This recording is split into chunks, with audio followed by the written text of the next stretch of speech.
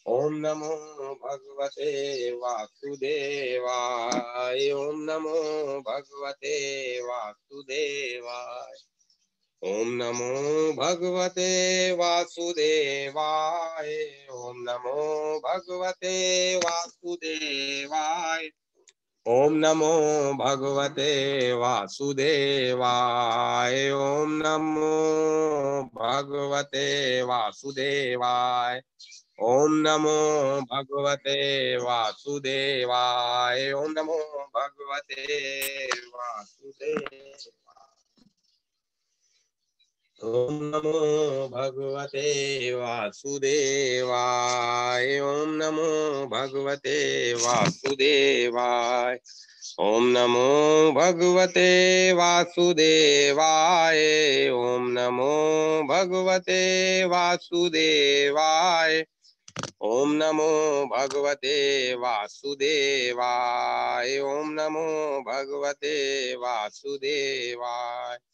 ओम नमो भगवते वासुदेवाय। ओम नमो भगवते वासुदेवाय। ओम नमो भगवते वासुदेवाय। ओम नमो भगवते वासुदेवाय। ओम नमो भगवते वासु